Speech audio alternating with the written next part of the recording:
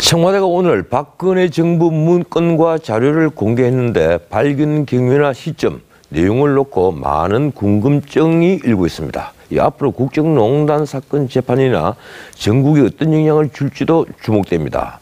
TV조선 배승규 정치부장과 자세한 얘기 나눠보겠습니다. 이 정권이 바뀐 것이 5월 9일입니다. 그리고 3월 10일 날 박근혜 대통령이 탄핵돼서 파면이 됐고요. 네. 자, 그렇다면 그 기간 안에 청와대가 이제 임자가 없었던 건 맞는데 네. 아무리 하지만 이 정권 인수인계가 정확히 이루어지지 않았다 하더라도 보통 대통령 기록관으로 가야 될 이런 서류들이 어떻게 청와대에 남아있었던 겁니까?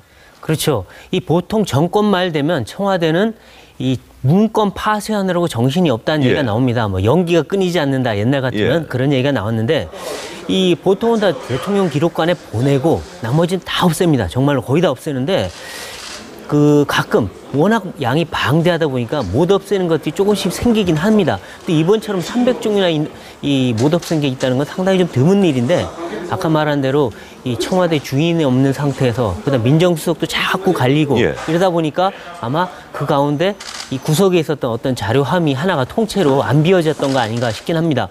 그래서 이것 때문에 이게 정말 못 파쇄한 거냐 아니면 누군가 의도로 놔둔 거냐 이런 여러 가지 얘기가 나오고 있는 겁니다. 뭐 내부자가 그걸 찾아내서 숨겨놨다가 나중에 드러냈다 뭐 이런 얘기도 떠도고 그런 의심도 받고 있다 그러는데 어떻습니까? 네, 뭐 그 정무수석 그 민정수석실에 그 정권이 바뀌면 다 나가는 게 아니라 인수인계를 위해서 몇 명이 남아있죠. 그러다 보면 그 남아있던 사람들 중에 일부가 혹시나 이거를 갖고 있다가 제공했거나 아니면 존재를 알려줬거나 그럴 수도 있는 가능성은 있습니다만 뭐 외부에서 누군가 했다 이럴 가능성은 그리 높아 보이진 않습니다. 지금 5월 9일 날 새 정부가 출범했으니까 이 2달이 지났는데 이 2달 동안 또 가만히 있다가 지금 얘기하기로는 이 문건이 발견된 지 10일 뒤거든요. 그럼 그동안에 또 뭐 했다는 겁니까? 그렇죠.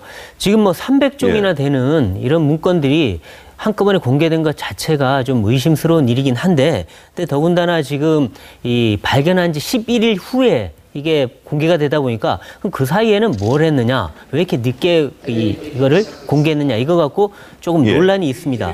그래서 그 청와대에서는 그동안에 이 문건 검토하느라고 시간이 좀 걸려서 그랬지 다른 건 아니다라고 합니다만 야당에서는 또 다른 얘기가 나오고 있죠. 이 대통령 기록물일 가능성은 없습니까?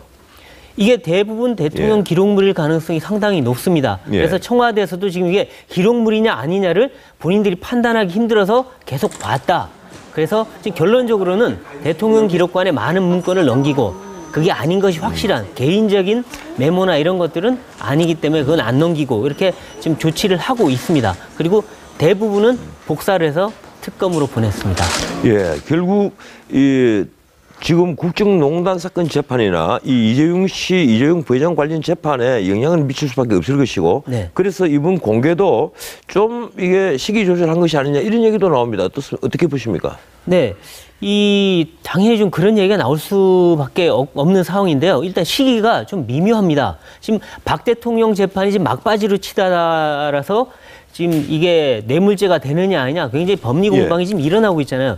이 상황에 삼성 문건, 그다음에 다른 블랙리스트 문건 이런 것들이 줄줄이 나오고 있다는 점에서 상당히 이게 뭔가 시기 조절용이 아니냐 이런 얘기도 나오고 있는데, 특히나 이거를 특검에 복사해서 다 보내줬죠.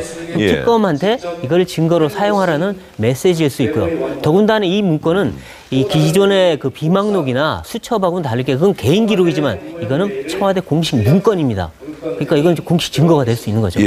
뭐 이게 지금 힘들려서 사실은 이 두 장관 후보자 놓고 내막적으로 참 협상도 하고 해서 근근히 이제 전국을 정상화하는 단계인데 이게 또 전국 경색시킬 요인이 되지 않겠습니까? 어떻게 보십니까? 네, 일단 야당에서는 이 시기나 내용이나 이런 의도가 좀 의심스럽다. 그렇게 얘기하면서 안 그래도 힘들게 오늘 합의했는데 국회 정상화했는데 뒤통수 치는 거냐 이런 반응도 나옵니다. 그런데 일단 아직은 문건 내용을 알지 못하고, 그리고 이게 그렇게까지 정상화시킨 걸 뒤집을 만한 사안은 아니다 해서 아직은 그렇게 안 가고 있습니다만, 혹시나 재판 과정에서 이 미묘한 내용 또 민감한 내용들이 마구 쏟아져 나올 경우에, 그럴 경우에는 상당히 큰 파장이 예상되긴 합니다.